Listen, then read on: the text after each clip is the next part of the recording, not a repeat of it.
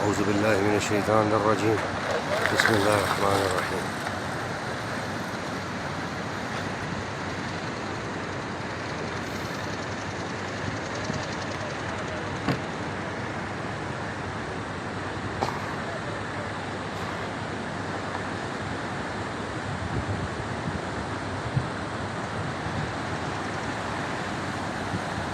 سبحان الله.